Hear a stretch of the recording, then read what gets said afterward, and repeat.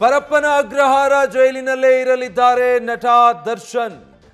ಬಳ್ಳಾರಿ ಜೈಲಿಗೆ ಶಿಫ್ಟ್ ಕೋರಿ ಸಲ್ಲಿಸಿದ್ದ ಅರ್ಜಿ ವಜಾ ಆಗಿದೆ. ಸಿಟಿ ಸಿವಿಲ್ ಮತ್ತು ಸೆಷನ್ಸ್ ಕೋರ್ಟ್ನಲ್ಲಿ ಅರ್ಜಿ ವಜಾ ಆಗಿದೆ. ವಿಚಾರಣೆ ನಡೆಸಿ ಇವತ್ತಿಗೆ ತೀರ್ಪನ್ನು ಕಾಯ್ದಿರಿಸಲಾಗಿತ್ತು. ಇದೀಗ ಆ ಬಗ್ಗೆ ಸ್ಪಷ್ಟತೆ ಸಿಕ್ಕಿದೆ. ಪರಪ್ಪನ ಅಗ್ರಹಾರ ಜೈಲಲ್ಲೇ ನಟ ದರ್ಶನ್ ಇರ್ತಾರೆ. ಬಳ್ಳಾರಿ ಜೈಲಿಗೆ ಶಿಫ್ಟ್ ಆಗಲ್ಲ. ಇದಕ್ಕೆ ಮುಂಚೆ ಬಳ್ಳಾರಿ ಜೈಲಲ್ಲಿದ್ರು, ಆದರೆ ಜಾಮೀನಿನ ಮೇಲೆ ಹೊರಗೆ ಬಂದಿದ್ರು. ಮತ್ತೆ ಜಾಮೀನು ರದ್ದಾಗಿ ಪರಪ್ಪನ ಅಗ್ರಹಾರ ಜೈಲಲ್ಲಿ ಇರಿಸಲಾಗಿತ್ತು. ಅವರನ್ನು ಬಳ್ಳಾರಿ ಜೈಲಿಗೆ ಶಿಫ್ಟ್ ಮಾಡಬೇಕು ಅಥವಾ ಪರಪ್ಪನ ಅಗ್ರಹಾರದಲ್ಲೇ ಇರಿಸಬೇಕು, ಇದಕ್ಕೆ ಸಂಬಂಧಪಟ್ಟ ಹಾಗೆ ಅರ್ಜಿ ಇತ್ತು. ಅರ್ಜಿಯ ವಿಚಾರಣೆ ನಡೆದಿತ್ತು. ತೀರ್ಪನ್ನ ಕೋರ್ಟ್ ಕಾಯ್ದಿರಿಸಿತ್ತು. ಈಗ ಅದರ ಆದೇಶ ಬಂದಿದ್ದು ಪರಪ್ಪನ ಅಗ್ರಹಾರದಲ್ಲೇ ಇರಲಿದ್ದಾರೆ ನಟ ದರ್ಶನ್. ಸೊ ಈ ಬಾರಿ ಬಳ್ಳಾರಿ ಜೈಲಿನ ದರ್ಶನ ಇಲ್ಲ, ಪರಪ್ಪನ ಅಗ್ರಹಾರದಲ್ಲೇ ಇರ್ತಾರೆ. ಕಳೆದ ಸಲ ಅದು ಯಾಕಾಗಿದ್ದು ಅಂದ್ರೆ ಆ ಫೋಟೋ ವೈರಲ್ ಆದ ವಿಚಾರ. ಪರಪ್ಪನ ಅಗ್ರಹಾರದಲ್ಲಿ ರಾಜಾತಿಥ್ಯ ಸಿಗ್ತಾ ಇದೆ, VIP ಟ್ರೀಟ್ಮೆಂಟ್ ಸಿಗ್ತಾ ಇದೆ ಅನ್ನೋ ವಿಚಾರ ಬಹಳಷ್ಟು ಚರ್ಚೆಗೆ ಗ್ರಾಸ ಆಗಿತ್ತು. ಸರ್ಕಾರ ಕೂಡ ಮುಜುಗರಕ್ಕೀಡಾಗಿತ್ತು. ಈ ಎಲ್ಲ ಕಾರಣಗಳಿಂದಾಗಿ ಎಲ್ಲ ಆರೋಪಿಗಳನ್ನ ಬೇರೆ ಬೇರೆ ಕಾರಾಗೃಹಗಳಿಗೆ ಶಿಫ್ಟ್ ಮಾಡಿಬಿಟ್ಟಿದ್ರು. ಅದರಂತೆ ದರ್ಶನ್ರನ್ನ ಬಳ್ಳಾರಿಯ ಕೇಂದ್ರ ಕಾರಾಗೃಹಕ್ಕೆ ಶಿಫ್ಟ್ ಮಾಡಲಾಗಿತ್ತು. ಬಟ್ ಈಗ ಆ ಪರಿಸ್ಥಿತಿ ಇಲ್ಲ. ಹೀಗಾಗಿ ಪರಪ್ಪನ ಅಗ್ರಹಾರದಲ್ಲೇ ಇರ್ತಾರೆ, ಅಲ್ಲೇ ಮುಂದುವರಿಯುತ್ತೆ. ಬಳ್ಳಾರಿಗೆ ಶಿಫ್ಟ್ ಮಾಡುವಂಥ ಪ್ರಮೇಯ ಇಲ್ಲ. ದರ್ಶನ್ ಪರ ವಕೀಲರು ಕೂಡ ಅದಕ್ಕೆ ಸಂಬಂಧಪಟ್ಟ ಹಾಗೆ ವಾದ ಮಾಡಿದ್ರು. ಪದೇ ಪದೇ ವಿಚಾರಣೆಗೆ ಹಾಜರಾಗಬೇಕು, ಕೋರ್ಟ್ ಮುಂದೆ ಬರಬೇಕು ಅಂದಾಗೆಲ್ಲ ಕಷ್ಟ ಆಗುತ್ತೆ ಬಳ್ಳಾರಿಯಿಂದ. ಇಲ್ಲೇ ಆದರೆ ವಿಚಾರಣೆ ಬೆಂಗಳೂರಲ್ಲೇ ನಡೆಯೋದ್ರಿಂದ ಬೆಂಗಳೂರಿನ ಪರಪ್ಪನ ಅಗ್ರಹಾರ ಜೈಲಲ್ಲಿದ್ದರೆ ಎಲ್ಲದಕ್ಕೂ ಅನುಕೂಲ ಆಗುತ್ತೆ. ವಿಚಾರಣೆಗೆ ಹಾಜರಾಗೋದಕ್ಕೆ ಅಥವಾ ಯಾವುದೇ ವಿಚಾರಗಳಿಗಾದರೂ ಇದು ಸೂಕ್ತಕರವಾದದ್ದು ಅನ್ನೋ ರೀತಿಯಲ್ಲಿ ದರ್ಶನ್ರ ಪರ ವಕೀಲರು ವಾದ ಮಂಡನೆ ಮಾಡಿದರು. ಈಗ ಪರಪ್ಪನ ಅಗ್ರಹಾರದಲ್ಲೇ ಇಷ್ಟು ಕಷ್ಟ ಆಗ್ತಾ ಇದೆ. ಬಳ್ಳಾರಿ ಜೈಲು ಅಂದರೆ ಇದಕ್ಕಿಂತ ಒಂದು ಕೈ ಮೇಲು. ಅಲ್ಲಿ ಪರಿಸ್ಥಿತಿ ವಿವರಿಸೋದು ಬೇಡ. ಅಲ್ಲಿನ ಟೆಂಪರೇಚರು, ಆ ಜೈಲಲ್ಲಿರುವಂಥ ಕನಿಷ್ಠ ವ್ಯವಸ್ಥೆಗಳು ಇನ್ನೂ ಕಠಿಣ ಅನ್ನಿಸ್ಬಿಡುತ್ತೆ ಪರಪ್ಪನ ಅಗ್ರಹಾರಕ್ಕಿಂತ ಬಳ್ಳಾರಿ ಜೈಲು. ಕಳೆದ ಸಲ ಅದು ಹೇಗೆ ಏನು ಅನ್ನೋದನ್ನು ನೋಡಿ ಅನುಭವಿಸಿದ್ದಾರೆ ದರ್ಶನ್. ಇವತ್ತಿನ ವಿಚಾರಣೆಗೆ ಹಾಜರಾದ ಸಂದರ್ಭದಲ್ಲಿ ಅವರು ಬಹಳ ಜರ್ಜರಿತರಾಗಿ ನ್ಯಾಯಾಧೀಶರ ಮುಂದೆ ಹೇಳ್ಕೊಂಡಿದ್ದೂ ಇದೆ. ನನ್ನಿಂದ ಇನ್ನು ಬದುಕೋದಕ್ಕಾಗ್ತಾ ಇಲ್ಲ, ಸ್ವಲ್ಪ ವಿಷ ಕೊಡಿಸ್ಬಿಡಿ ನನಗೆ ಅಂತ ಹೇಳ್ಕೊಳ್ಳುವಷ್ಟು ಅವರು ಮಾನಸಿಕವಾಗಿ ಜರ್ಜರಿತರಾಗಿ ಹೋಗಿದ್ದಾರೆ. ಅಂದರೆ ವಿಚಾರಣಾಧೀನ ಕೈದಿಗಳಿಗೆ ಟ್ರೀಟ್ಮೆಂಟ್ ಹೆಂಗಿರುತ್ತೆ ಪರಪ್ಪನ ಅಗ್ರಹಾರದಲ್ಲಿ ಅನ್ನೋದು ಗೊತ್ತಾಗೋದಕ್ಕೆ ಅಷ್ಟು ಸಾಕು. ಅಥವಾ ಗೊತ್ತಿಲ್ಲ, ಸುಪ್ರೀಂ ಕೋರ್ಟ್ ಏನೋ ಸೂಚನೆ ಕೊಟ್ಟಿದೆ ಅನ್ನೋ ಭಯದಲ್ಲೇನಾದರೂ ಉಳಿದ ಆರೋಪಿಗಳಿಗಿಂತ ಹೆಚ್ಚಿಗೆ ನಿಗಾ ವಹಿಸಿಬಿಟ್ರ, ಹೆಚ್ಚು ಟೈಟ್ ಮಾಡಿಬಿಟ್ರ ಆರೋಪಿ ದರ್ಶನ್ರನ್ನ ಅಂತ ಅದು ಒಂದು ಚರ್ಚೆ ಇದೆ.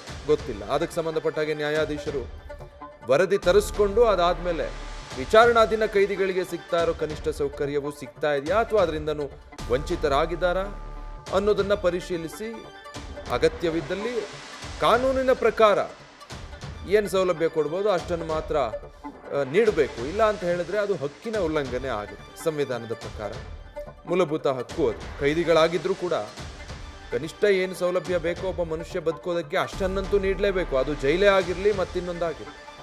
ಅದಕ್ಕೂ ಧಕ್ಕೆಯಾಗಿದೆ ಅನ್ನೋ ರೀತಿಯಲ್ಲಿ ಅವರ ಪರ ವಕೀಲರು ವಾದ ಮಾಡಿದರು. ಇದು ಇವತ್ತು ನಡೆದಿರುವಂಥ ಪ್ರಹಸನ. ಎರಡು ವಿಚಾರಗಳಿತ್ತು. ಒಂದು, ದಿಂಬು ಬೆಡ್ಶೀಟು ಸಮೇತ ಕೊಡ್ತಾ ಇಲ್ಲ ಅನ್ನೋ ವಿಚಾರ, ಅದರ ಬಗ್ಗೆ ಗೊತ್ತಾಗಬೇಕು. ಅದು ಒಟ್ಟಾರೆ ಎಲ್ಲ ಸೇರಿದ ಹಾಗೆ ಅದೇ ವಿಚಾರಣಾಧೀನ ಕೈದಿಗಳಿಗೆ ಸಿಗುವ ಸೌಲಭ್ಯವೂ ಕೂಡ ದರ್ಶನ್ರಿಗೆ ಸಿಗ್ತಾ ಇಲ್ಲ ಅನ್ನೋ ರೀತಿಯಾದ ಒಂದು ವಾದ. ಮತ್ತೊಂದು ಇದ್ದಿದ್ದು ಬಳ್ಳಾರಿ ಜೈಲಿಗೆ ಶಿಫ್ಟ್ ಮಾಡಬೇಕಾ ಅಥವಾ ಇಲ್ಲೇ ಪರಪ್ಪನ ಅಗ್ರಹಾರದಲ್ಲೇ ಮುಂದುವರಿಸಬೇಕಾ ಅಂತ. ಈಗ ಅದಕ್ಕೊಂದು ಸ್ಪಷ್ಟತೆ ಸಿಕ್ಕಿದೆ. ಇವತ್ತು ಕೋರ್ಟ್ ತೀರ್ಪು ನೀಡಿದೆ, ಆದೇಶ ಪ್ರಕಟ ಆಗಿರೋದು. ಪರಪ್ಪನ ಅಗ್ರಹಾರದಲ್ಲೇ ಜೈಲುವಾಸ ಮುಂದುವರಿಯುತ್ತೆ. ಡೀಟೇಲ್ಸ್ ಕೊಡ್ತಾರೆ ನಮ್ಮ ಪ್ರತಿನಿಧಿ ಸಂದೇಶ್. ಒಂದಂತೂ ಇತ್ಯರ್ಥ ಆದ ಹಾಗಾಯಿತು. ಬಳ್ಳಾರಿ ಜೈಲಿಗೆ ಯಾಕೆ ಬೇಡ ಅಂತ ಯಾವ ಆಯಾಮಗಳನ್ನು ಪರಿಗಣಿಸಿ ಈ ಪರಪ್ಪನ ಅಗ್ರಹಾರದಲ್ಲೇ ಇರಲಿ ಅನ್ನುವಂಥ ತೀರ್ಪು ಬಂದಿದೆ? ಇಲ್ಲಿ ಬಳ್ಳಾರಿ ಜೈಲಿಗೆ ಶಿಫ್ಟ್ ಮಾಡೋದಕ್ಕೆ ಈ ಹಿಂದೆ ರಾಜಾತಿಥ್ಯ ಪ್ರಕರಣ ಏನಿತ್ತು ಅಂದ್ರೆ, ಈ ಹಿಂದೆ ಪರಪ್ಪನ ಅಗ್ರಹಾರ ಜೈಲಿನಲ್ಲಿದ್ದಂತ ಸಂದರ್ಭದಲ್ಲಿ ದರ್ಶನ್ ಅವರಿಗೆ ರಾಜಾತಿಥ್ಯವನ್ನ ಅಲ್ಲಿ ಧೂಮಪಾನ ಮಾಡ್ತಿರುವಂತಹ ಫೋಟೋ ಒಂದು ವೈರಲ್ ಆಗಿತ್ತು. ಅದಾದ ನಂತರ ಆ ಒಂದು ಕಾರಣವನ್ನ ನೀಡಿ, ಅಂದ್ರೆ ರಾಜಾತಿಥ್ಯದ ಕಾರಣವನ್ನ ನೀಡಿ ದರ್ಶನ್ ಅವರನ್ನ ಬಳ್ಳಾರಿ ಜೈಲಿಗೆ ಶಿಫ್ಟ್ ಆಗಿತ್ತು. ಹಾಗೆ ಆ ಸಂದರ್ಭದಲ್ಲಿ ದಾಖಲಾಗಿದ್ದಂತಹ ಒಂದು ಅಫೆನ್ಸ್ ಅಥವಾ ಕೇಸಿಗೆ ಸಂಬಂಧಪಟ್ಟಂತೆ ಈಗಾಗಲೇ ಬಳ್ಳಾರಿ ಜೈಲಿಗೆ ಶಿಫ್ಟ್ ಮಾಡಲಾಗಿತ್ತು. ಆದ್ರೆ ಈಗ ಆ ಒಂದು ಪ್ರಕರಣದಲ್ಲಿ ಅಥವಾ ಆ ಒಂದು ಘಟನೆ ಆದ ನಂತರ ಹೈಕೋರ್ಟ್ ನಿಂದ ಅವರಿಗೆ ಜಾಮೀನು ಮಂಜೂರಾಗಿತ್ತು. ಅದಾದ ನಂತರ ಮತ್ತೆ ಈಗ ಸುಪ್ರೀಂ ಕೋರ್ಟ್ ಆದೇಶದ ಮೇಲೆ ಅಥವಾ ಸುಪ್ರೀಂ ಕೋರ್ಟ್ ನ ಒಂದು ಜಡ್ಜ್ಮೆಂಟ್ ಏನಿದೆ ಆ ಜಡ್ಜ್ಮೆಂಟ್ ನ ಆಧಾರದ ಮೇಲೆ ಈಗ ಒಂದು ಬೇಲ್ ರಿಜೆಕ್ಟ್ ಆಯ್ತು. ನಂತರ ಮತ್ತೆ ಪರಪ್ಪನಗರ ಜೈಲಿಗೆ ಬಂದಿದ್ರು. ಹಾಗಾಗಿ ಇಲ್ಲಿ ಪ್ರಮುಖವಾಗಿರುವಂತದ್ದು ಈ ಬಾರಿ ಏನು ಒಂದು ಪ್ರಕರಣ ಕೂಡ ದಾಖಲಾಗಿಲ್ಲ. ಅಂದ್ರೆ ಪರಪ್ಪನ ಅಗ್ರಹಾರ ಜೈಲಿನಲ್ಲಿದ್ದಂತ ಸಂದರ್ಭದಲ್ಲಿ ಯಾವುದೇ ರೀತಿಯ ಅನುಚಿತ ವರ್ತನೆ ಅಥವಾ ರಾಜಾತಿಥ್ಯಕ್ಕೆ ಸಂಬಂಧಪಟ್ಟಂತೆ ಯಾವುದೇ ರೀತಿಯ ಪ್ರಕರಣ ದಾಖಲಾಗಿಲ್ಲ. ಹಾಗಾಗಿ ಹಳೆ ಕೇಸ್ಗೆ ಸಂಬಂಧಪಟ್ಟಂತೆ ಮತ್ತೆ ಬಳ್ಳಾರಿ ಜೈಲಿಗೆ ಶಿಫ್ಟ್ ಮಾಡುವಂತದ್ದು ಏನಿದೆ ಅದು ನಿಜಕ್ಕೂ ಸಮಂಜಸವಲ್ಲ. ಯಾಕಂದ್ರೆ ಮತ್ತೆ ಏನಾದ್ರೂ ಅದು ಮರುಕಳಿಸಿದ್ರೆ ಆಗ ಜೈಲ್ ಶಿಫ್ಟ್ ಬಗ್ಗೆ ಯೋಚನೆ ಮಾಡೋಣ. ಆದ್ರೆ ಈಗ ಯಾವುದೇ ರೀತಿಯ ಒಂದು ಅಕ್ರಮಗಳು ಅಥವಾ ಅನುಚಿತ ವರ್ತನೆಗಳು ಕೈದಿಯಿಂದ ವಿಚಾರಣಾಧೀನ ಕೈದಿಯಿಂದ ಆಗಿಲ್ಲ. ಹಾಗಾಗಿ ಈ ಬಾರಿ ಶಿಫ್ಟ್ ಮಾಡುವಲ್ಲೂ ಆಗೋದಿಲ್ಲ ಅಂತ ಹೇಳಿ ಬಳ್ಳಾರಿ ಜೈಲ್ಗೆ ಶಿಫ್ಟ್ಗೆ ಸಲ್ಲಿಸಿದಂತಹ ಒಂದು ಅರ್ಜಿಯನ್ನ ಈಗ ವಜಾ ಮಾಡಿದ್ದಾರೆ. ಹಾಗಾಗಿ ಮುಂದೆ ಕೂಡ ಆ ಒಂದು ಆರ್ಡರ್ಸ್ ಏನಿದೆ ಅಥವಾ ಆದೇಶ ಏನಿದೆ ಆ ಆದೇಶದಲ್ಲಿ ಸ್ಪೆಸಿಫಿಕ್ ಆಗಿ ಮೆನ್ಷನ್ ಮಾಡ್ತಾರೆ ಈ ಒಂದು ಅರ್ಜಿಯನ್ನ ವಜಾ ಮಾಡಿದ್ದೇವೆ. ಆದ್ರೆ ಮುಂದೆ ಏನಾದ್ರೂ ಇದೇ ರಾಜಾತಿಥ್ಯ ಸಂಬಂಧಪಟ್ಟಂತೆ ಅಥವಾ ಕೈದಿಯಿಂದ ಅಥವಾ ವಿಚಾರಣಾಧೀನ ಕೈದಿಯಿಂದ ಅಥವಾ ದರ್ಶನ್ ಅವರಿಂದ ಯಾವ್ದಾದ್ರು ಅನುಚಿತ ವರ್ತನೆಗಳು ಏನಾದ್ರೂ ಮತ್ತೆ ಮರುಕಳಿಸಿದ್ರೆ ಆಗ ಆ ಒಂದು ಜೈಲಿನಿಂದ ಬೇರೆ ಜೈಲಿಗೆ ಶಿಫ್ಟ್ ಮಾಡುವಂತ ಅಧಿಕಾರ ಜೈಲಿನ ಐಜಿಗೆ ಇರುತ್ತೆ. ಹಾಗಾಗಿ ಐಜಿ ಇದರ ಬಗ್ಗೆ ನಿರ್ಧಾರವನ್ನ ತೆಗೆದುಕೊಳ್ಬಹುದು. ಮುಂದೆ ಏನಾದ್ರೂ ಅವ್ರಿಗೆ ಅವಶ್ಯಕತೆ ಬಿದ್ರೆ ಅಥವಾ ಭದ್ರತೆಯ ದೃಷ್ಟಿಯಿಂದ ಅಥವಾ ಭದ್ರತೆಗೆ ಸಂಬಂಧಪಟ್ಟಂತೆ ಏನಾದ್ರೂ ಕೇಸ್ಗಳು ದಾಖಲಾದ್ರೆ ಅಥವಾ ಅಕ್ರಮಕ್ಕೆ ಸಂಬಂಧಪಟ್ಟಂತೆ ಕೇಸ್ ಏನಾದ್ರು ದಾಖಲಾದ್ರೆ ಅಥವಾ ಆ ರೀತಿಯ ಒಂದು ಅಂಶಗಳು ಕಂಡು ಬಂದ್ರೆ ಆಗ ಅವರನ್ನ ಶಿಫ್ಟ್ ಮಾಡುವಂತ ಅಧಿಕಾರ ಜೈಲಿನ ಐಜಿಗೆ ಇರುತ್ತೆ. ಅವರೇ ಈ ಒಂದು ನಿರ್ಧಾರವನ್ನ ಕೋರ್ಟ್ ಗಮನಕ್ಕೆ ತಂದು ಆ ಶಿಫ್ಟ್ ಮಾಡುವಂತ ನಿರ್ಧಾರವನ್ನು ಮಾಡ್ತಾರೆ. ಆದ್ರೆ ಈಗ ಸದ್ಯ ಕೋರ್ಟ್ ನ ಮುಖಾಂತರವಾಗಿ ಏನು ಜೈಲಿಗೆ ಶಿಫ್ಟ್ಗೆ ಅರ್ಜಿಗೆ ಸಲ್ಲಿಸಿದ್ರು ಆ ಒಂದು ಅರ್ಜಿ ಈಗ ವಜಾವಾಗಿದೆ. ಆದ್ರೆ ಮತ್ತೊಂದು ಹಾಸಿಗೆ ಮತ್ತೆ ದಿಂಬು ಕನಿಷ್ಠ ಸೌಲಭ್ಯಕ್ಕೆ ಸಲ್ಲಿಸಿದಂತ ಒಂದು ಅರ್ಜಿಯನ್ನ ಪುರಸ್ಕರಿಸಿದೆ. ಅಂದ್ರೆ ಮಾನ್ಯವನ್ನ ಮಾಡಿದೆ. ಆ ಒಂದು ಬೇಸಿಕ್ ಫೆಸಿಲಿಟೀಸ್ ಏನಿದೆ ಅಂದ್ರೆ ಜೈಲಿನ ಮ್ಯಾನ್ಯುಯಲ್ ಪ್ರಕಾರ ಬೇಸಿಕ್ ಫೆಸಿಲಿಟೀಸ್ ಗಳನ್ನ ಏನ್ ಕೊಡಬೇಕು ಅದನ್ನ ಕೊಡಬೇಕಾಗತ್ತೆ ಅನ್ನೋ ಒಂದು ಆದೇಶವನ್ನ ಕೂಡ ಈಗಾಗಲೇ CCH 64ರ ನ್ಯಾಯಾಧೀಶರು ಒಂದು ಆದೇಶವನ್ನು ಹೊರಡಿಸಿದ್ದಾರೆ. ಅಂದ್ರೆ ದಿಂಬು ಹಾಸಿಗೆ ಸೇರಿದಂತೆ ಜೈಲ್ ಮ್ಯಾನ್ಯುಯಲ್ ಪ್ರಕಾರ ಏನೆಲ್ಲ ಕೊಡಬೇಕು ಅದಕ್ಕೆ ಅವಕಾಶ ಮಾಡಿಕೊಡ್ಬೇಕು. ಜೊತೆಗೆ ಅವ್ರಿಗೆ ವಾಕಿಂಗ್ ಅನ್ನ ಮಾಡೋದಕ್ಕೆ ಏನು ಹೊರಗಡೆ ಬಿಡ್ತಾ ಇಲ್ಲ ಅನ್ನೋ ಒಂದು ಆರೋಪ ಏನಿತ್ತು, ಅಂದ್ರೆ ಬ್ಯಾರಕ್ ನಿಂದ ಹೊರಗಡೆ ನಮ್ಮನ್ನ ಬಿಡ್ತಾ ಇಲ್ಲ ಅನ್ನೋ ಒಂದು ಆರೋಪ ಏನಿತ್ತು, ಅದಕ್ಕೆ ಸಂಬಂಧಪಟ್ಟಂತೆ ಕೂಡ ಆದೇಶವನ್ನ ಹೊರಹಾಕಿದ್ದು ಜೈಲಿನ ಮ್ಯಾನ್ಯುಯಲ್ ಪ್ರಕಾರ ಅವ್ರಿಗೆ ವಾಕಿಂಗ್ ಅನ್ನ ಮಾಡೋದಕ್ಕೆ ಅನುವನ್ನ ಮಾಡ್ಕೊಡ್ಬೇಕು. ಜೊತೆಗೆ ಅದಕ್ಕೆ ಕೋರ್ಟ್ ನಿಂದ ಈಗ ಅನುಮತಿ ಸಿಕ್ಕಿರುವಂತದ್ದು. ಅಂದ್ರೆ ಜೈಲಿನ ಮ್ಯಾನ್ಯುಯಲ್ ಪ್ರಕಾರ ಕನಿಷ್ಠ ಸೌಲಭ್ಯಗಳು ಏನೆಲ್ಲ ಇವೆ ಅದನ್ನ ಕೊಡಬೇಕು ಅನ್ನೋ ಒಂದು ಆದೇಶವನ್ನ ಕೊಟ್ಟಿದ್ರೆ, ಮತ್ತೊಂದು ಕಡೆ ಬಳ್ಳಾರಿ ಜೈಲಿಗೆ ಶಿಫ್ಟ್ಗೆ ಸಂಬಂಧಪಟ್ಟಂತ ಅರ್ಜಿಯನ್ನ ವಜಾ ಮಾಡಿದೆ. ಈಗ ಯಾವುದೇ ಪ್ರಕರಣ ಕೂಡ ಇಲ್ಲಿವರೆಗೂ ಆ ಒಂದು ಒಳಗಡೆ ಅಕ್ರಮ ನಡೆದಿದೆ ಅನ್ನೋದಕ್ಕೆ ಸಂಬಂಧಪಟ್ಟಂತೆ ಎರಡನೇ ಪ್ರಕರಣ ಯಾವುದು ಕೂಡ ದಾಖಲಾಗಿಲ್ಲ. ಈ ಹಿಂದೆ ದಾಖಲಾಗಿತ್ತು. ಜೊತೆಗೆ ಈ ಹಿಂದೆ ರಾಜಾತಿಥ್ಯ ನೀಡಿದ್ರು, ಅದಕ್ಕೆ ಸಂಬಂಧಪಟ್ಟಂತೆ ಬಳ್ಳಾರಿ ಜೈಲಿಗೆ ಶಿಫ್ಟ್ ಮಾಡಿದ್ವಿ.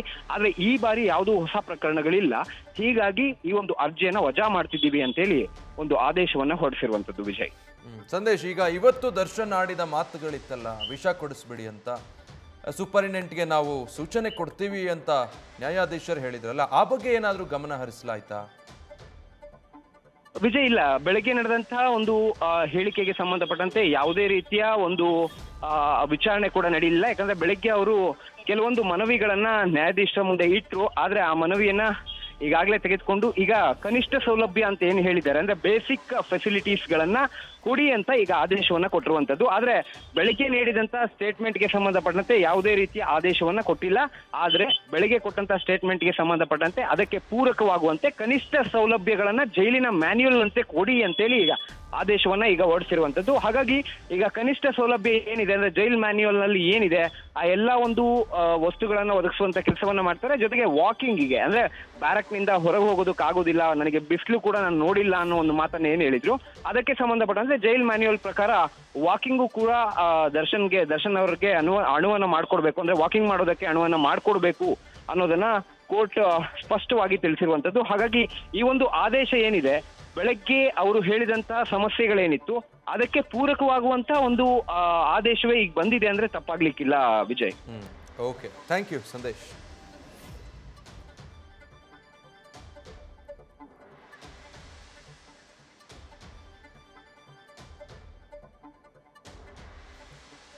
ಇವತ್ತು ಬೆಳಗ್ಗೆ ವಿಡಿಯೋ ಕಾನ್ಫರೆನ್ಸ್ ಮೂಲಕ ವಿಚಾರಣೆಗೆ ಹಾಜರಾಗಿದ್ದ ಸಂದರ್ಭದಲ್ಲಿ ಆರೋಪಿ ದರ್ಶನ್ ಅವಲತ್ತುಕೊಂಡಿದ್ರು, ಬಹಳ ಜರ್ಜರಿತರಾದ ಹಾಗೆ ಮಾತಾಡಿದ್ರು.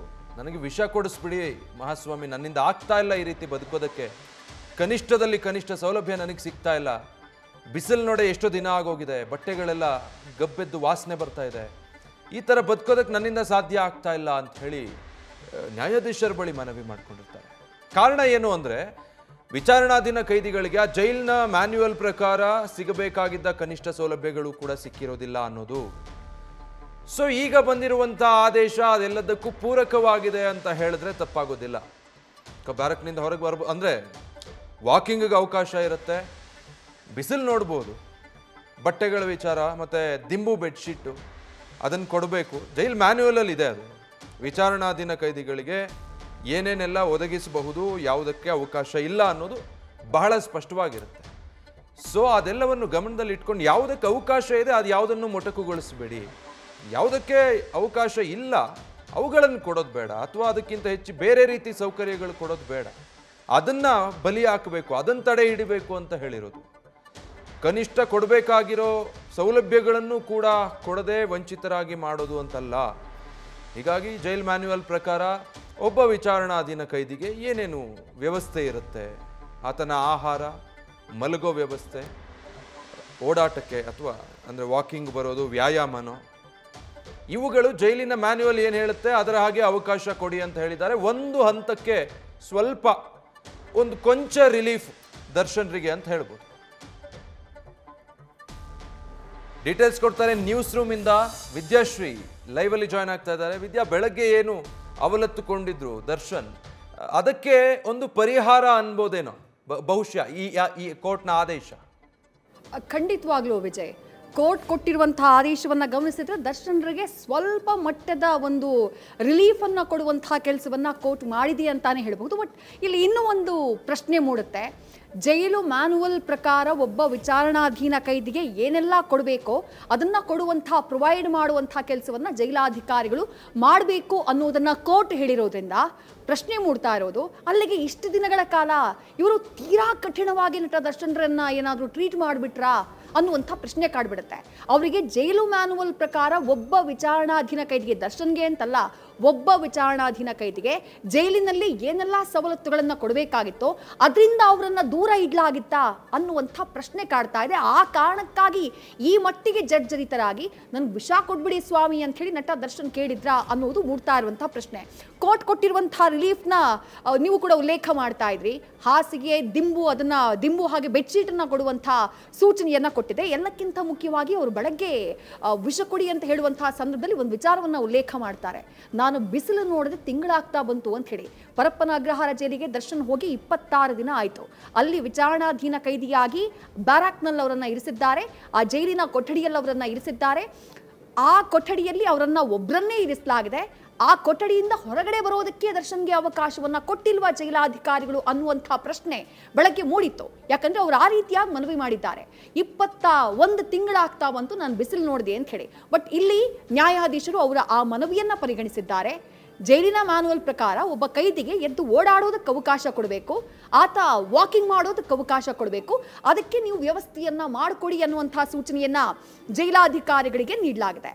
ಅಲ್ಲಿಗೆ ರಾಜಾತಿಥ್ಯ ಇಲ್ಲ, ರಾಜಾತಿಥ್ಯವನ್ನ ಕೊಡೋದಕ್ಕೆ ಅವಕಾಶನೂ ಇಲ್ಲ. ಬಟ್ ಜೈಲಿನ ಮ್ಯಾನ್ಯುವಲ್ ಏನು ಹೇಳುತ್ತೆ, ಒಬ್ಬ ವಿಚಾರಣಾಧೀನ ಕೈದಿಗೆ ಕನಿಷ್ಠ ಸೌಲಭ್ಯಗಳು ಅಂತ ಇರುತ್ತಲ್ಲ, ಆತ ಎಂಥದ್ದೇ ಅಪರಾಧ ಮಾಡಿರಲಿ, ಬಟ್ ವಿಚಾರಣಾಧೀನ ಕೈದಿಯಾಗಿ ಬಂದಾಗ ಆತನಿಗೆ ಸಿಗಬೇಕಾದಂತಹ ಮೂಲಭೂತ ಸೌಲಭ್ಯಗಳು ಏನಿದ್ದಾವೆ ಅದು ಅವನ ಹಕ್ಕು.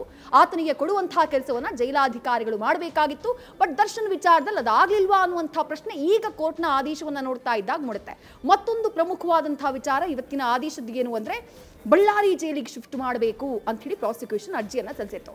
ಅವ್ರು ಕೊಟ್ಟಂತಹ ರೀಸನ್ ಏನು, ಆಡಳಿತದ ವಿಚಾರಕ್ಕೆ ಕಾರಣಕ್ಕಾಗಿ, ಆಡಳಿತಾತ್ಮಕ ವಿಚಾರಕ್ಕೆ ಸಂಬಂಧಪಟ್ಟ ಹಾಗೆ ಅವರನ್ನ ಶಿಫ್ಟ್ ಮಾಡಿದ್ರೆ ನಮ್ಗೆ ಈಸಿ ಆಗುತ್ತೆ, ಅವರನ್ನ ಪರಪ್ಪನ ಅಗ್ರಹಾರ ಜೈಲಿಂದ ಬಳ್ಳಾರಿ ಜೈಲಿಗೆ ಶಿಫ್ಟ್ ಮಾಡೋದೇ ಒಳ್ಳೆಯದು, ಪರಪ್ಪನ ಅಗ್ರಹಾರ ಜೈಲಲ್ಲಿ ದರ್ಶನ್ರನ್ನ ಇಡೋದು ಬೇಡ, ಆಡಳಿತಾತ್ಮಕ ದೃಷ್ಟಿಯಿಂದ ಅವರನ್ನ ಬಳ್ಳಾರಿ ಜೈಲಿಗೆ ಶಿಫ್ಟ್ ಮಾಡಬೇಕು ಅಂತೇಳಿ ದರ್ಶನ್ ಸೇರಿದಂತೆ ಒಂದು 3-4 ಕೈದಿಗಳನ್ನ ಶಿಫ್ಟ್ ಮಾಡೋದಕ್ಕೆ ಪರಪ್ಪನ ಅಗ್ರಹಾರ ಜೈಲಾಧಿಕಾರಿಗಳು ಮುಂದಾಗಿದ್ರು. ಆದರೆ ಕೋರ್ಟ್ ಅದನ್ನ ಅರ್ಜಿಯನ್ನ ವಜಾ ಮಾಡುವಂತಹ ಕೆಲಸ ಮಾಡಿದೆ. ಅಲ್ಲಿಗೆ ಅದು ಇನ್ನೊಂದು ರಿಲೀಫ್ ನಟ ದರ್ಶನ್ಗೆ ಸಿಕ್ಕಿರೋದು. ಬಳ್ಳಾರಿಗೆ ಹೋದ ಮೇಲೇನೆ ನಟ ದರ್ಶನ್ಗೆ ಆವತ್ತು ಬೆನ್ನು ನೋವು ಕಾಣಿಸಿತ್ತು. ಯಾಕಂದ್ರೆ ಪರಪ್ಪನ ಅಗ್ರಹಾರ ಜೈಲಿನಲ್ಲಿ ಇರುವಂತಹ ವ್ಯವಸ್ಥೆಗಳಿದೆಯಲ್ಲ, ಅಟ್ಲೀಸ್ಟ್ ಅದು ಎಷ್ಟು ಸುವ್ಯವಸ್ಥಿತವಾಗಿದೆಯೋ ಬಳ್ಳಾರಿ ಜೈಲು ಹಾಗಿಲ್ಲ ವಿಜಯ್. ಬಳ್ಳಾರಿ ಜೈಲು ಅದಿನ್ನೂ ಕೂಡ ತೀರಾ ಮೂಲ ಸವಲತ್ತುಗಳು ಇಲ್ಲದೇ ಇರುವಂತಹ ಒಂದು ಬಿಲ್ಡಿಂಗ್ ಅದು. ಅಂಥ ಕಟ್ಟಡದಲ್ಲಿ ಅದು ಅವರು ಇರುವಂತಹ ಹೈಟ್ 6 ಅಡಿ ಹೈಟು, ನೆಮ್ಮದಿಯಾಗಿ ಮಲಗೋಕ್ಕೂ ಕೂಡ ಅಲ್ಲಿದ್ದಂತಹ ಕೊಠಡಿಯಲ್ಲಿ ವ್ಯವಸ್ಥೆಗಳು ಇರಲಿಲ್ಲ ಅನ್ನುವಂಥ ಮಾತು ಅವತ್ತು ಕೇಳಿಬಂದಿತ್ತು. ಹಾಗಾಗಿ ಒಂದು ವೇಳೆ ಬಳ್ಳಾರಿ ಜೈಲಿಗೆ ಶಿಫ್ಟ್ ಆಗಿದ್ರೆ ನಟ ದರ್ಶನ್ಗೆ ಇನ್ನೂ ಕೂಡ ನರಕ ಯಾತನೆ ಆಗ್ತಾ ಇತ್ತೋ ಏನೋ. ಆ ವಿಚಾರದಲ್ಲೂ ನಟ ದರ್ಶನ್ಗೆ ಕೋರ್ಟ್ ರಿಲೀಫ್ ಅನ್ನ ಕೊಡುವಂತಹ ಕೆಲಸ ಮಾಡಿದೆ. ಬಳ್ಳಾರಿ ಜೈಲಿಗೆ ಶಿಫ್ಟ್ ಮಾಡಬೇಕಿದ್ದಂತಹ ಅರ್ಜಿಯನ್ನ ವಜಾ ಮಾಡುವಂತಹ ಕೆಲಸ ಮಾಡಿದೆ. ಅದರ ಜೊತೆಗೆ ಅವರು ದಿಂಬು ಹಾಗೆ ಬೆಡ್ಶೀಟ್ ಅದೆಲ್ಲ ಕೆಲವೊಂದಿಷ್ಟು ಕನಿಷ್ಠ ಸೌಲಭ್ಯಗಳನ್ನ ಏನು ಕೇಳಿದ್ರು ಅದನ್ನ ಕೊಡುವಂತಹ ವ್ಯವಸ್ಥೆಯನ್ನ ಮಾಡಿದೆ. ಅಲ್ಲಿಗೆ ವಿಷ ಕೊಡಿ ಅಂತ ಹೇಳಿ ನಟ ದರ್ಶನ್ ದಯನೀಯವಾಗಿ ಕೇಳಿಕೊಂಡಂತಹ ಕಾರಣಕ್ಕಾಗಿ ಅವರಿಗೆ ಕೋರ್ಟ್ ಮ್ಯಾನ್ಯುವಲ್ ಪ್ರಕಾರ, ಜೈಲ್ ಮ್ಯಾನ್ಯುವಲ್ ಪ್ರಕಾರ ಕ್ಷಮಿಸಿ, ಏನೇನು ವ್ಯವಸ್ಥೆಗಳು ಸಿಗಬೇಕಾಗಿತ್ತು ಆ ವ್ಯವಸ್ಥೆಗಳನ್ನ ಕೊಡಮಾಡುವುದಕ್ಕೆ ಸ್ಪಷ್ಟ ಆದೇಶವನ್ನ ಇಲ್ಲಿ ಕೋರ್ಟ್ ನೀಡಿರೋದನ್ನ ನಾವು ಗಮನಿಸಬಹುದು ವಿಜಯ್. ಅಂದ್ರೆ ವಿದ್ಯಾಶ್ರೀ, ಈಗ ಜೈಲ್ ಮ್ಯಾನ್ಯುವಲ್ ಇರೋದನ್ನು ಕೂಡ ಕೋರ್ಟ್ನ ಕೇಳಿ ಪಡ್ಕೊಳ್ಬೇಕು ಅಂದಾಗ ಎಲ್ಲೋ ಜೈಲಿನ ಸಿಬ್ಬಂದಿ ಅವಶ್ಯಕತೆ ಮೀರಿ, ಕಾನೂನನ್ನು ಮೀರಿ ದರ್ಶನ್ರನ್ನ ಕಠಿಣವಾಗಿ ನಡೆಸ್ಕೊಂಡು ಬಿಟ್ರ ಅನ್ನೋ ಪ್ರಶ್ನೆನೂ ಬರುತ್ತೆ. ಖಂಡಿತವಾಗ್ಲೂ ವಿಜಯ್, ಇದೇ ಪ್ರಶ್ನೆ ಮೂಡ್ತಾ ಇರೋದು. ಒಬ್ಬ ವಿಚಾರಣಾಧೀನ ಕೈದಿಗೆ ಕೊಡಬೇಕಾದಂತಹ ವ್ಯವಸ್ಥೆಗಳು ಏನು ಅನ್ನೋದು ಜೈಲು ಮ್ಯಾನ್ಯುವಲ್ ಅಲ್ಲಿ ಇರುತ್ತೆ. ಆ ಸೌಲಭ್ಯಗಳನ್ನ ನಟ ದರ್ಶನ್ಗೆ ನೀಡಬೇಕಾಗಿತ್ತು. ಕೋರ್ಟ್ ಮೂಲಕ ಇವತ್ತು ಅದನ್ನ ಪಡ್ಕೊಳ್ಳುವಂತಹ ಕೆಲಸವನ್ನ ದರ್ಶನ್ ಮಾಡಿದ್ದಾರೆ ಅಂತಂದ್ರೆ ನೀವು ಹೇಳಿದ ಹಾಗೆ ಅಗತ್ಯಕ್ಕಿಂತ ಹೆಚ್ಚಿನ ಒಂದು ಕಠಿಣ ನಿಯಮಗಳನ್ನ ದರ್ಶನ್ ಮೇಲೆ ಹೇರಿದ್ರೆ ಯಾವ ಕಾರಣಕ್ಕಾಗಿ ಹೇರಿದ್ರು? ಸುಪ್ರೀಂ ಕೋರ್ಟ್ ಕೊಟ್ಟಂತಹ ಆದೇಶ ಏನು, ನೀವು ಸ್ಪೆಷಲ್ ಪ್ರಿವಿಲೇಜ್ ಅನ್ನ ಕೊಡೋ ಹಾಗಿಲ್ಲ, ಆತನನ್ನ ನೀವು ಸೆಲೆಬ್ರಿಟಿ ರೀತಿ ಟ್ರೀಟ್ ಮಾಡೋ ಹಾಗಿಲ್ಲ, ಆತನನ್ನು ಒಬ್ಬ ಸಾಮಾನ್ಯ ವಿಚಾರಣಾಧೀನ ಕೈದಿಯ ಹಾಗೆ ಟ್ರೀಟ್ ಮಾಡಬೇಕು ಅನ್ನುವಂತಹ ಸ್ಪಷ್ಟ ಆದೇಶವನ್ನ ನೀಡಿತ್ತು. ಇವರು ಮಾಡಿದಂತಹ ಎಡವಟ್ಟು ಈ ಹಿಂದೆ 2024ರಲ್ಲಿ ಪರಪ್ಪನ ಅಗ್ರಹಾರ ಜೈಲಿಗೆ ಹೋದಾಗ ಕೊಟ್ರಲ್ಲ ರಾಜಾತಿಥ್ಯ, ಅಥವಾ ರಾಜಾತಿಥ್ಯ ಬೇರೆಯವರು ಕೊಡೋದಕ್ಕೆ ಅವಕಾಶ ಮಾಡಿಕೊಟ್ರಲ್ಲ, ಅದಕ್ಕೆ ತರಾಟೆಗೆ ತೆಗೆದುಕೊಂಡಿತ್ತು, ಕ್ಲಾಸ್ ತೆಗೆದುಕೊಂಡಿತ್ತು, ಅದಕ್ಕೆ ಪಾಠ ಮಾಡುವಂತಹ ಕೆಲಸ ಮಾಡಿತ್ತು, ಜೊತೆಗೆ ವಾರ್ನಿಂಗ್ ಅನ್ನ ಮಾಡಿತ್ತು. ಈ ಸಲಾನು ನೀವೇ ಹಾಗೇನಾದ್ರೂ ಮಾಡಿಬಿಟ್ರೆ ಕಠಿಣ ಕ್ರಮವನ್ನ ತೆಗೆದುಕೊಳ್ಬೇಕಾಗತ್ತೆ ಅಂತ ಹೇಳಿತ್ತು. ಸುಪ್ರೀಂ ಕೋರ್ಟ್ ಕೊಟ್ಟಂತಹ ಆದೇಶವನ್ನ ಪಾಲಿಸಬೇಕು ಜೈಲಾಧಿಕಾರಿಗಳು. ಹಾಗಂತ ನಾವು ತುಂಬಾ ಸ್ಟ್ರಿಕ್ಟ್ ಆಗಿದ್ದೀವಿ ಅನ್ನೋದನ್ನ ತೋರಿಸಿಕೊಳ್ಳೋದಕ್ಕೆ ಹೋಗಿ ದರ್ಶನ್ರನ್ನ ಅವ್ರಿಗೆ ಕೊಡಬೇಕಾಗಿದ್ದಂತಹ ಕನಿಷ್ಠ ಸೌಲಭ್ಯ, ಈಗ ಸಮಾನರು ಅಂದ್ರೆ ಎಲ್ಲರೂ ಸಮಾನರು, ಅದು ದರ್ಶನ್ ಆಗ್ಲಿ ಇನ್ನೊಬ್ರಾಗ್ಲಿ ಮತ್ತೊಬ್ರಾಗ್ಲಿ, ಈಗ ಸವಲತ್ತುಗಳನ್ನ ಕೊಡುವಂತಹ ವಿಚಾರದಲ್ಲಿ ದರ್ಶನ್ರನ್ನ ಸ್ಪೆಷಲ್ ಆಗಿ ಟ್ರೀಟ್ ಮಾಡಬಾರ್ದು ಅನ್ನೋದು ಎಷ್ಟು ಸರಿನೋ, ದರ್ಶನ್ ಸೆಲೆಬ್ರಿಟಿ, ಕೋರ್ಟ್ ಈ ತರ ಸೂಚನೆ ಕೊಟ್ಟಿದೆ ಅನ್ನುವಂತಹ ಕಾರಣಕ್ಕಾಗಿ ಒಬ್ಬ ಸಾಮಾನ್ಯ ಕೈದಿಗೆ ಕೊಡುವಂತಹ ಸೌಲಭ್ಯವನ್ನು ದರ್ಶನ್ರಿಗೆ ಕೊಡ್ಲಿಲ್ಲ, ಟಾರ್ಗೆಟ್ ಮಾಡಿ ಅವರಿಗೆ ಕೊಡದಂತಹ ಕೆಲಸವನ್ನ ಜೈಲಾಧಿಕಾರಿಗಳು ಮಾಡಿದ್ರು ಅಂತಂದ್ರೆ ಅದು ಕೂಡ ತಪ್ಪೆ.